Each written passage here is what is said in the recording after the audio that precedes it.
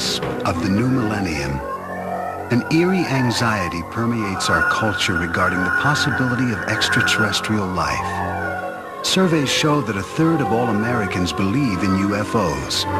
Nearly 5 million claim they have encountered alien beings. Scientists remind us that these fantastic sightings are unconfirmed and unconfirmable. Skeptics insist that the people who make these claims are either deluded or they're exploiting the controversy for personal gain. And yet, the people who say they've had these experiences remain loyal to their stories. Stories which capture our attention and reflect a deep hunger to believe that we are not alone. In rural Kentucky, a man recalls his family's supposed shotgun battle with aliens in 1955. A UFO investigator describes what she believes to be a face-to-face encounter with an alien.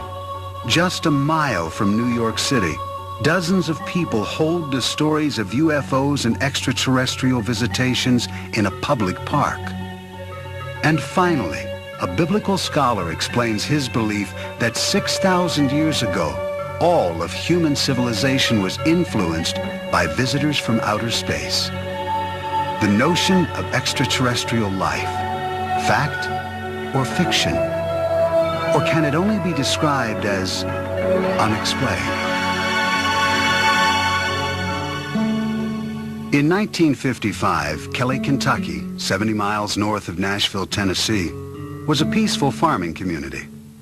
On the evening of August 21st, deep in the Kelly countryside, a party of 10 people reported a wild encounter with aliens. The Langfords were winding down from a family get-together filled with laughter and card playing. 12 years old at the time, Lonnie Langford says he remembers that night clearly. There was me, my brother, my sister, 2 half-brothers, their wives, and a friend and his wife. And that's about it, besides my mother. And we just sat around, and talked and played cards. And my half-brother's friend, Taylor, he had to go out. We didn't have no inside restrooms back then. And as he was going out the door, he looked up and he noticed this round object. It had lights all around it. The Langfords' guest raced inside to tell the others what he had seen. They all thought he was joking. The card playing went on, uninterrupted. Finally, everyone turned in for the night. Everyone except Lonnie's mother. She was just laying there awake with her eyes open and looking out the living room window, and saw this this object standing there. She screamed, Everyone jumped out of bed, and Lonnie's brothers grabbed their shotguns. He saw little creatures 3 foot tall, 12 feet, web ears, big eyes, hands that were web-shaped like. They were silver, had silver uniforms, no noise, no sound, no talking. They was just there. I don't know why. Lonnie and his family watched the creatures float through the air as his brothers fired their shotguns. They say some bullets knocked the aliens over, but that to everyone's horror, the strange beings got back up again, unscathed. Everybody got roused up, started hollering and screaming. Lonnie's brother headed outside with his shotgun. Just as he was going outside, one of them grabbed him by the hair of the head, and then he jumped on out in the yard and, shot at him. Lonnie Langford said he and his family watched in terror as these glowing beings circled their home. When his brothers finally ran out of ammunition, they brandished their flashlights. The beams illuminated the sky, and to the family's surprise, the silver creatures quickly retreated into the darkness. They wasn't trying to hurt nobody. They wasn't trying to hurt us all. I think they was more scared of us than we were of them. But I was really scared. I'm just telling you the truth. Is Lonnie Langford telling the truth? Or is his story nothing more than a twisted memory from a family gathering gone awry? What we do know is that on the same evening, other residents in the area had reported what they believed to be meteor sightings, accompanied by a strange, machine-like hum. When the Langfords reported their sighting, police officers, state troopers, and even soldiers from the nearby Fort Campbell Army Base arrived to check it out.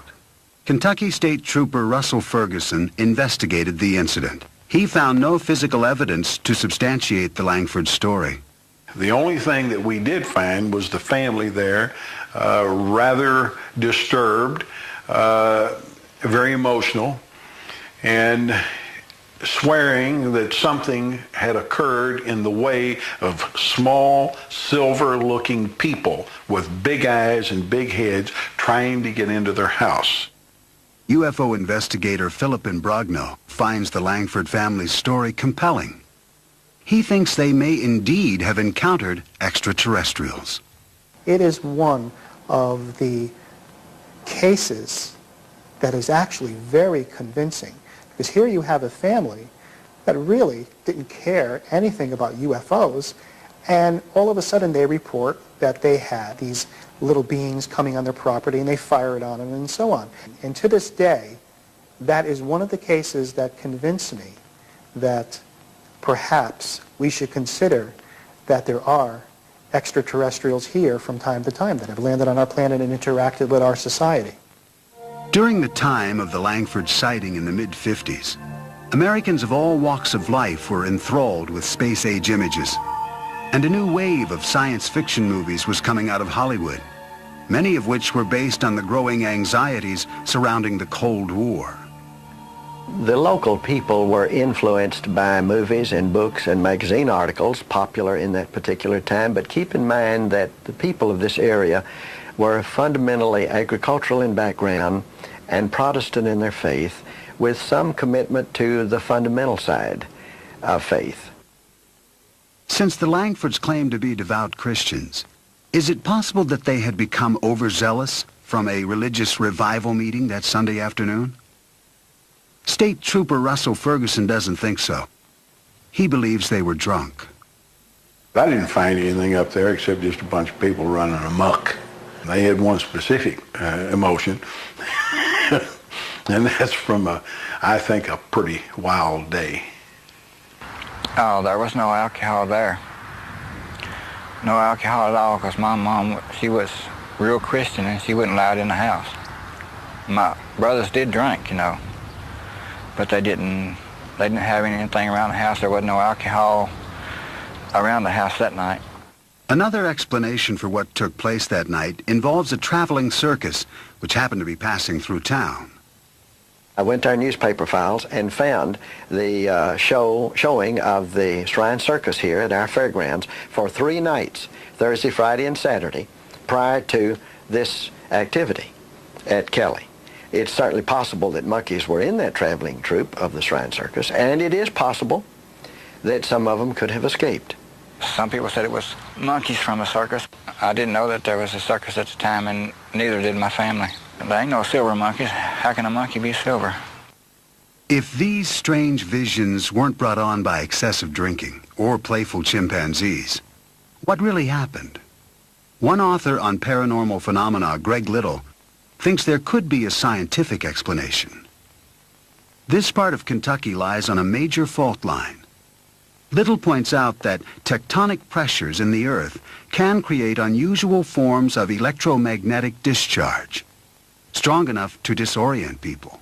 These electromagnetic plasmas have this enormous, powerful electromagnetic field around them. And when a person gets close to this field, it does interact with brain biochemistry. It also produces serotonin, a substance that is biochemically identical to a hallucinogenic drug called dimethyltryptamine, which is a 30-minute LSD trip, which, gee, if you had a 30-minute LSD trip when you were asleep, what would we call that?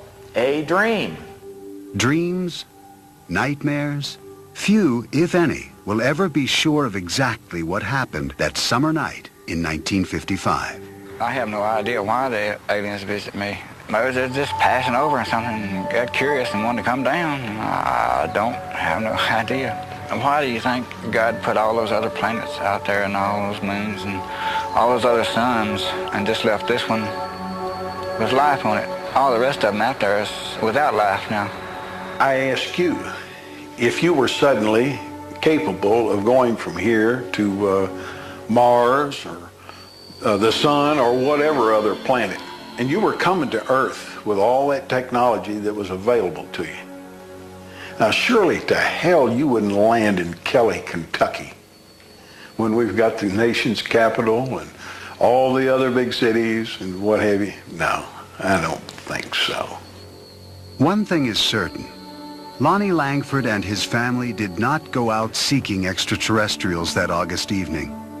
And the memory has haunted them ever since. There are areas around the world which are known as so-called UFO hotspots because of the frequency of reported sightings. Pine Bush in upstate New York is one of those places. That is what attracted UFO investigator Ellen Crystal.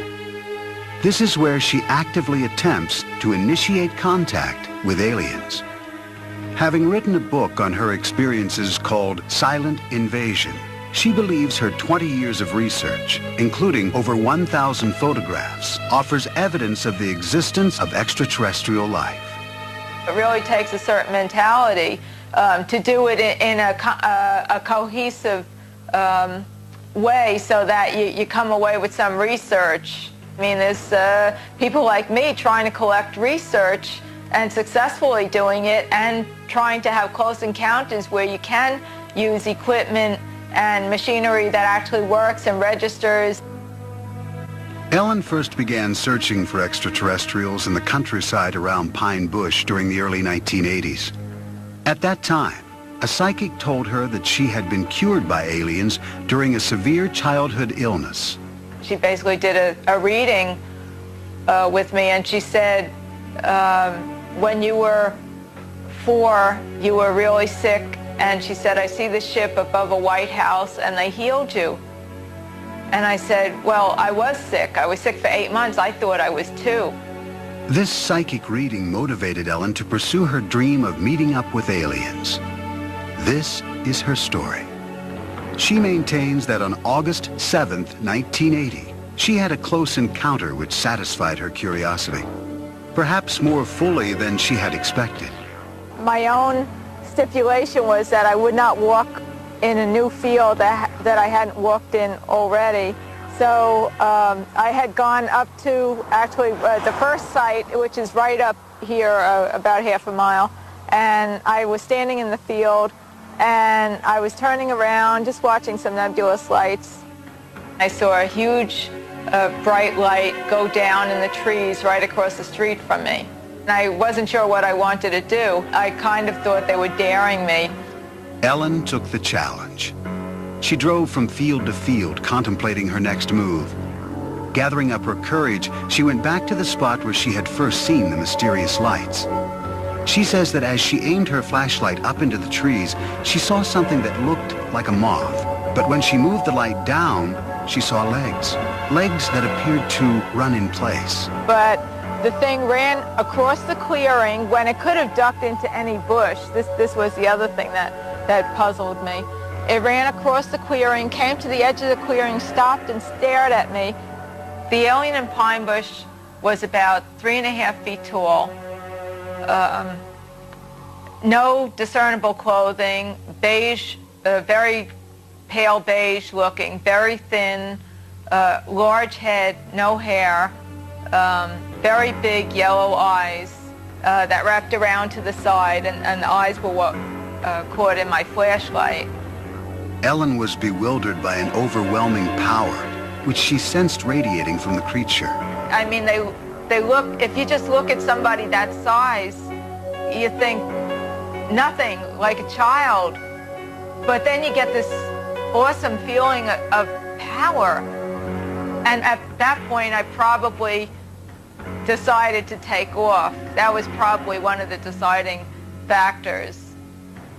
Frightened and exhausted, she drove to a deserted parking lot to rest and collect her thoughts. I just couldn't deal with all the emotion. I was so paralyzed with fear, and I remember my chest like going up and down. I mean, I was totally panic-stricken. I started to sweat. Ellen Crystal kept a journal of this and other experiences that she included in her book. As part of her research, She has developed elaborate theories, all her own, about why these aliens have come to Earth. I think that the aliens have a problem. I think they have a really terminal physical problem. I think the only reason that aliens would be coming here on such a massive level would be if they have a terminal physical problem, and that essentially equates to reproduction, that they may be a race on the edge of extinction.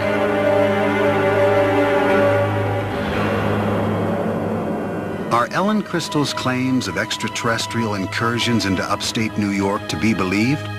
Or is she subscribing to a type of modern-day mythology? Professor of Sociology at Northwestern University, Bernard Beck, thinks this is the case. There are some people who are saying when the extraterrestrials come, they are so smart and so accomplished just by virtue of the fact that they got here, that they'll bring with them all sorts of things to make our lives better. They'll take care of us. And like anything that is created by ordinary people in their masses, through culture, through talking over back fences and talking over lunch and talking over a beer at a bar, it creates a culture, expectations, and a sense of the way these things are supposed to go. According to fellow UFO investigator Philip Imbrogno, Ellen's expectations are so intense that combined with her apparent fascination with science fiction, her objectivity is severely compromised. I believe that Ellen Crystal is very sincere about what she's doing. I question some of her methods of investigation and some of her conclusions as to what she is collecting. When she looks at her evidence, she says this can be nothing else but ETs. Okay? When I look at her evidence, I say, well, you've got something here. There are a lot of unexplainable sightings, but I don't think she has enough evidence to actually put a label on it to say this is an extraterrestrial spaceship. Many of the UFO sightings in Hudson Valley occur around the Stewart International Airport near Pine Bush. Airport manager and retired air traffic controller Ken No is familiar with these claims. People can see meteors, which are pretty spectacular sights sometimes. Most of the sightings that I've heard of are in the evening, and various airplanes have different kinds of lights, different configurations of lights, and if people aren't looking at the night sky all the time, or a great deal of the time, they may find something unusual looking. Adding to the confusion, in the summer of 1988, during a rash of reported UFO sightings, a group of pilots decided to play a practical joke on the residents of the Hudson Valley. They flew in an echelon formation, or if you like, a V formation, in small light aircraft, which don't make a great deal of noise, and they looked pretty impressive. And so it was quite an impressive sight. And a number of people reported that as a UFO, which probably was the pilot's intention in the first place, to have some fun with folks. It caused quite a stir for a number of years. Ken No and other local air traffic controllers remain skeptical of Ellen Crystal's conclusions and of her UFO video research. I have seen some of her work, some of her photographs, and I think they're certainly questionable. These tapes were shot near the Stewart International Airport. Clearly looks like an airplane to me. I see flashing strobe lights as anti-collision lights, and what may be two landing lights on the wingtips of the aircraft. Again, this clearly looks to me like a slightly out of focus video of an aircraft. I think you can clearly see that this is probably a large jet aircraft. At this point on the tape, you can even hear the engines. Looks like an airplane to me. Ellen's photographs fail to hold up under any scientific scrutiny. Another problem is that her reported sightings tend to take place when she is alone. Psychology professor Hubert Dolezal says that when Ellen's psychic told her that aliens had cured her during a childhood illness, it may have caused these delusional sightings. I'm sure people talked. The family probably mourned, cried. She was probably told she might die, or chances are she perceived that and picked up on it. And then she's told that someone out of the ordinary, someone out of the medical community is responsible for her healing. Perhaps the most important event in her life. She has life. Psychologically, I liken this with someone who finds out somewhat late in life that he or she was adopted, and the terrific human need to make contact. Because Ellen Crystal and the Langfords of Kelly, Kentucky both had these experiences in isolated locations with no other witnesses, their sightings lack credibility for even UFO believers.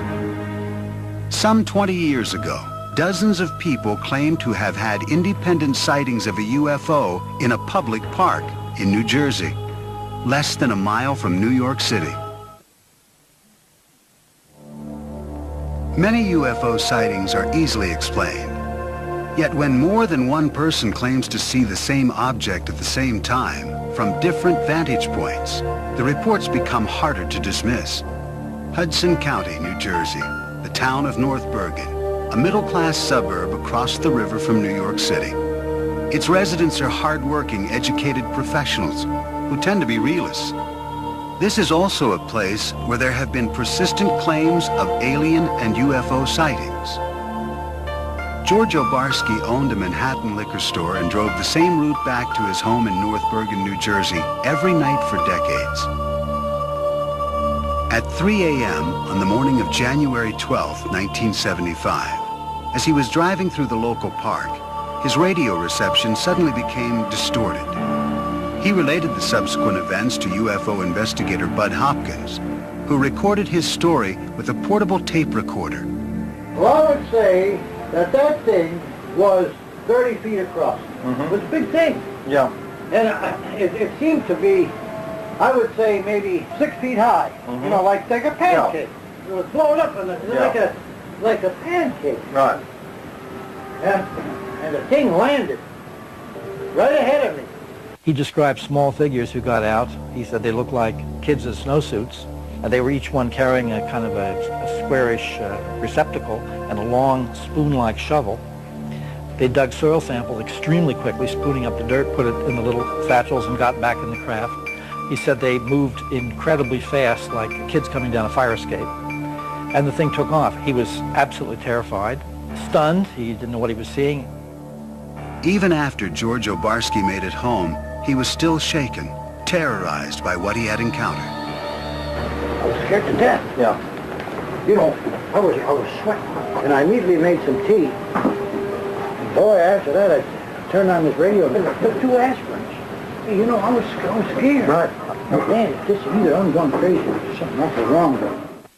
George Obarski died in 1990. His son, Frank, remembers his father's story well. What he described was a big saucer-like object, which for want of any better explanation you'd have to call a UFO, unidentified flying object, that came down, was sort of disc-like on the bottom, had very strange lighting, sort of glowed. The clincher was, after it landed, my father described himself as being basically frozen, almost in fear.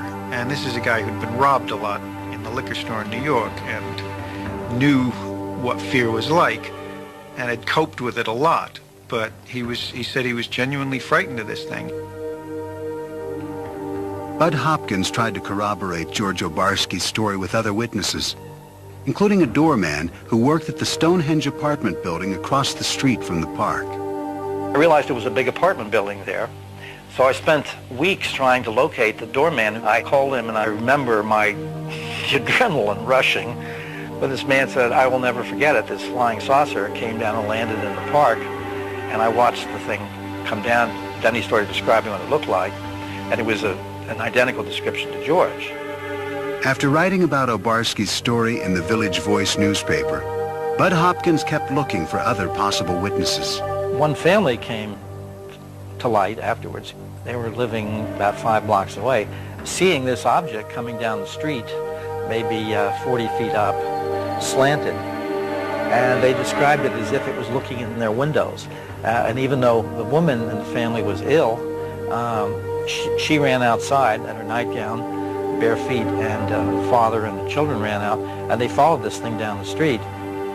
A North Bergen school teacher, Ann Karlovich, says she listened skeptically as her daughters described the telltale evidence in the park on the day after the alleged incident. Back in 1975, we had heard about this incident that there was a flying saucer in the park. So my daughter and her friends went down to the park to see what was going on, and they all kept running back saying they saw rings and burn marks in the grass in the field down near the softball field. And they told me the whole story about broken windows, that the Stonehenge had a large glass facade and it was broken by a beam of light that hit it. The kids were awfully excited about it. Frank Obarski also went to the site with his father. He knew him as a practical man, so it was difficult for him to understand why his dad held to such a seemingly irrational story. He didn't show much interest in things that couldn't be proved or disproved or that didn't apply to everyday life. And this was one of those categories that he felt didn't apply to everyday life. So I had a lot of trouble reconciling my knowledge of my father with this story he was telling me. He said, you know, I've lived a long life as honorably and truthfully as I was able to. And he said, a man doesn't do that for over 70 years and then throw it all away by making up some foolishness. The North Bergen area had a history of UFO claims prior to Obarski's alleged alien sighting, and the reports are still coming in. Since the alleged sighting made famous by George Obarski in 1975, residents of North Bergen, New Jersey have reported seeing dozens of UFOs on a number of different occasions. In the early evening of July 6, 1986, Wall Street investor Ron Lee and artist Nanetta Nappy were enjoying the sunset on her terrace in the Stonehenge apartment complex. I just said, what the heck is that out in the sky? I was just staring out and I saw something that was unidentifiable to me. And Nanetta and I looked at it and it wasn't moving. It didn't have any sound. And we just followed it with our eyes and tried to guess what that could be. Had it had a motor sound to it, I would not have been suspicious, but the fact that it was so silent and large, it was a large-shaped object, it drew my attention even further. I might have just ignored it. It was oval, and it had three sets of lights underneath it. And it just kept stationary in the sky for 5-10 minutes, and then at some point, it just took off and went south in a fashion without gaining momentum, but just going straight off with accelerated speed beyond what I was used to seeing.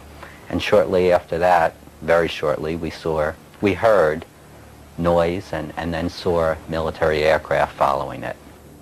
The next day, sightings of this UFO were reported in the press. Nanetta was not one of the people who had called the local officials. Now, you don't want to talk about things that people could think that you're a little strange thinking about it. I was in denial about it because I didn't want to accept or believe that this thing did not have a rational reason behind it. 2 years later, in the same area of New Jersey, disc jockey Dave D'Elia claims he witnessed an unidentified flying object on St. Patrick's Day in 1988 over North Hudson Park. D'Elia says he was driving home when he noticed something in the sky. He pulled over. As I'm standing there, it's getting closer and closer, no noise at all, but the lights that made up the triangle were white, the diamond were white and green. D'Elia returned to his car and followed the UFO down the parkway for several miles, noting the shape of the craft. The shape of the UFO was a diamond shape like this. Where my thumbs are was basically the part that was coming toward me. That's how it was flying. In 1993, 5 years after D'Elia's reported 1988 sighting, another North Bergen resident, Ann Karlovich, who had been skeptical of the earlier Obarski sighting, claims she too was an eyewitness to an unidentified flying object. I saw this very kind of a elliptical shaped large light shining, and I looked at it and I said, gee, wow, what is that? And it seemed to be moving very slowly, but I wasn't sure. And then as I turned my car around, it was gone. So I came into the house, and my son-in-law and daughter were here. And I said to Joe, my son-in-law, I said, wow, did I see something strange on Boulevard East? And he said, I saw it too. It had a sort of eerie glow.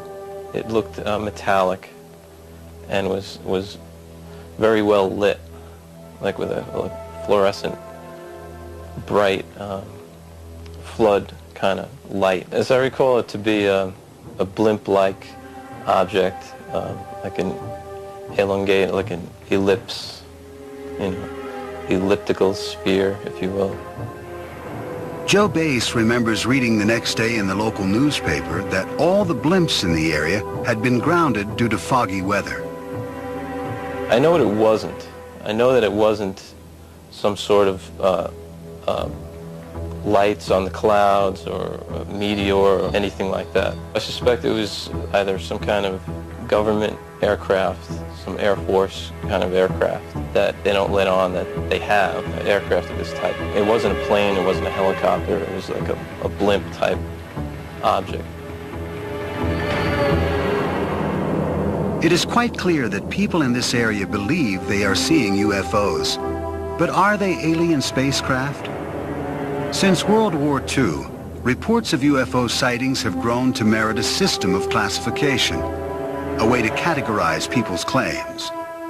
This method was developed by an astronomy professor at Northwestern University, J. Allen Hynek. It was he who coined the phrase, close encounter of the third kind, to describe human contact with an alien. Philip Imbrogno collaborated with Hynek on his final book in 1987. They collected accounts of East Coast sightings, which Imbrogno says number into the thousands. As I began to investigate more cases, I began to realize that I was just touching the tip of the iceberg.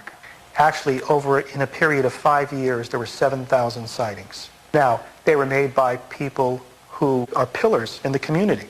Police officers, pilots, lawyers, educators, scientists, executives for major corporations, all saw an object that they considered to be larger than a football field flying overhead. Psychologist Hubert Dolezal maintains that UFO believers are mistaken in what they think they are seeing. What we're looking at is a perceptual phenomenon where the background information is either dark conditions or dusk conditions, and where there's very little visual structure against which the object appears. Add to that the question of, does this person have myopia, nearsightedness, and astigmatism, suffers from any other kind of visual defect? And now you're looking at the question of not only unidentified moving objects, but unidentified stationary objects. I know what I saw. That's the only thing I can say. I know I saw something that didn't look like anything else I had seen before. Syndicated columnist Sally Deering grew up in the North Bergen area. She's heard dozens of the local UFO stories, and she thinks any belief in aliens and UFOs is ridiculous. They jump to UFO. And I think they jump to that too quickly. There's a lot of ways you could explain a lot of these things that we see. And I think that people just want to believe, they'll go from A to alien before they'll go to A to B. And I remember back in the early 70s how we would read books, Robert Heinlein's Stranger in a Strange Land, Kurt Vonnegut's books, and we would accept science fiction as some kind of metaphor for what we were living in at the time. This sort of feeling of being outcast in a society. Are alienated people confusing science fiction with reality? According to Professor Dolezal, those who claim to see aliens and UFOs may be experiencing a psychological need to be a part of a trend, something bigger than themselves, thus latching on to observations which have little or no supporting evidence. What I do believe is going on, it's the proverbial bandwagon effect, that it's popular to be included and to be part of this. It is becoming more and more accepted. The onus of you're nuts, or there's something wrong with your brain, or you're a liar has been vastly decreased. I think people are more open to the possibility. I believe every human being wants to be part of something that is special, that is important, that is exciting. Certainly with the advent of human beings becoming more sophisticated in terms of space travel, our own yearnings to be in space and to populate other planets, I think all of that has fueled, and reasonably so, this entire belief system and movement. Although skeptics like Professor Dolezal give compelling reasons why people think they see things which are not really there, believers remain irritated by the general skepticism they encounter. Franco Barsky is still perplexed by his father's alleged experience. It really bothered him that people thought he was lying about this.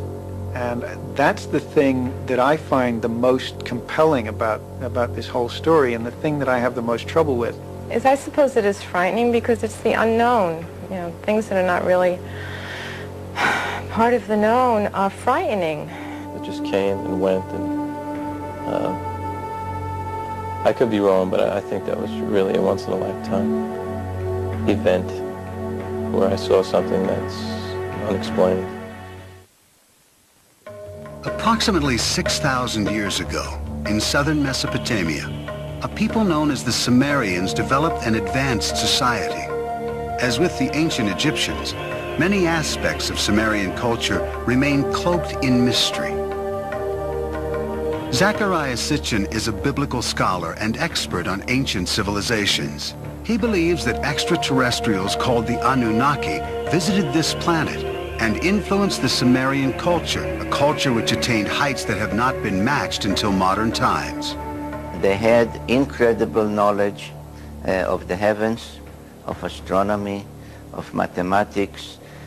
They had high-rise buildings. They were the first to introduce the wheel.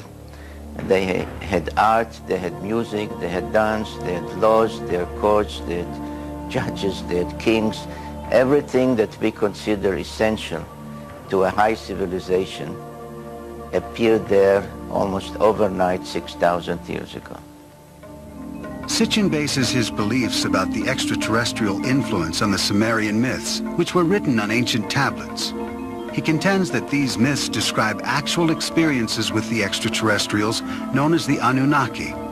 The following text describes an assignment given to the ancient astronauts. Some were told to orbit and guard the Earth, while others were sent down to settle. Assigned to Anu to heed his instructions.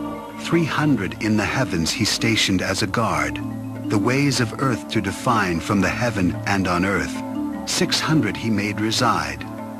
After he all their instructions had ordered to the Anunnaki of heaven and of Earth, he allotted their assignments. I surmise from those various texts they were losing their atmosphere on their planet, whether because of natural causes or ecological developments. According to Sitchin, these texts describe the Anunnaki coming to Earth to acquire gold particles, which they would use to shield their atmosphere. The myths also offer information about law, astronomy, and the cosmos. In these texts, our solar system consists of not 9 planets as we know it, but of 12, with the Anunnaki coming from the 12th planet called Nibiru. This mysterious planet comes close to the Earth's orbit every 3,600 years. The evidence from those ancient texts, from those ancient depictions, leaves no doubt in my mind that others from another planet were involved not only in our creation by jumping the gun on evolution, the way the Bible states it, but they were involved in giving us civilization for many millennia thereafter. Did the Sumerians evolve differently from the rest of humanity? Nearly all scholars on Sumerian culture dismiss Sitchin's hypothesis, including Professor Miguel Seville of the University of Chicago. In my experience, there is nothing in the evolution of the culture in southern Mesopotamia that cannot be explained by the normal evolution of culture in general. Professor Seville maintains that the Sumerian mythological texts are nothing more or less than what they appear to be, myths. He doubts Sitchin's ability to accurately translate these texts. The author mixes languages and explains one form of a language by another, and sometimes he seems almost incapable of recognizing whether a word is Sumerian, Akkadian, or Hebrew. Not only do scholars of cultural anthropology like Professor Seville differ with Sitchin's 12th planet theory, there are astronomers who argue against its very premise. I don't think that such a planet would be able to elude our detection for any real length of time, given what we are able to do now, as far as telescopic observations and gravitational studies and so forth. As far as traveling here, I personally don't see any reason why our particular star system would be any more interesting than any other. Of course, new planets are still being discovered, and NASA experts have recently made claims of microfossils on Mars. These findings have led most natural scientists to concede that there is a distinct possibility of life evolving elsewhere in the cosmos.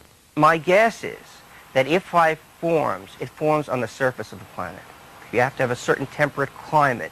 You have to have water on the surface or water just below the surface. It's possible that some of these precursors for life, the organic molecules, get seeded onto primitive Earth, say through comets. We know that comets have a lot of organic chemistry going on them. Many astronomers and astrophysicists agree with Professor Novick. And yet if there is advanced life elsewhere in the heavens, even in possession of sophisticated technology, the distances involved in navigating the stars are simply too vast. Maybe there are 10 advanced civilizations in our galaxy, maybe. But if there are, and this is really far-fetched, if there are, they are so far away from us that there is no chance. They are hundreds of thousands of light years away. There is no chance, zero, that we will ever be visited. The best way to describe the distance to the stars, the distances are actually quite vast. The distance from here to the galactic center, we're just talking roughly 30,000 or so light years, I believe. There are those that maintain that the current surge in extraterrestrial sightings is best explained as a substitute for traditional religion. If you take an adherence to a divine being, a god, what a religious belief one may want to adhere to, in the absence of such a religious belief, I think there, or as a supplement perhaps, there may be a need to say there is something more sophisticated, wiser, more technologically advanced. And it seems to me that this is a reasonable supplement to say as a substitute for religious beliefs per se. Our needs are so great emotionally for some kind of religious center, and our fears, our paranoid fears are so great that it's extremely difficult to look at this objectively, and yet that's what we must do. Every era has had its extraterrestrials, except we now have a language that allows them to be extraterrestrial beings, instead of previous eras when they were just strange beings. If all the skeptical scientists in the world would put their heads together just for 1 year and do an in-depth study of this phenomena to find out whether or not UFOs are extraterrestrial in nature, maybe we could come up with some answers instead of being criticized all the time as to whether or not this is a true science. Somehow we as scientists have failed in explaining to people that there are things about the universe that we really do understand. We don't know everything, but we know a lot. And there are things that we can just rule out. And people just don't buy this. And I find that very sad, that the culture of modern science has not really sunk in the culture of our nation. Bud Hopkins believes that if modern science would not completely rule out UFO claims, if they would just investigate a fraction of these sightings, they would indeed reach a larger audience. What I like to say is that an extraordinary phenomenon, which this undeniably is, no matter what your point of view is about it, an extraordinary phenomenon demands an extraordinary investigation. The way science works is that if there were something out there that was credible, if there was real good evidence and things could be followed up and said, yes, in fact, I see what you're talking about, people would love that. If there was anything to it, it would be embraced by the scientific community. Though skeptics will insist that all the thousands of claims of alien sightings do not add up to a single scientific confirmation, people will go on reporting them, asserting with equal fervor that what they saw was real. But without physical evidence, we are left only with assumptions. Some choose to believe in the existence of extraterrestrial life, rather than tolerate the uncertainty of the unexplained.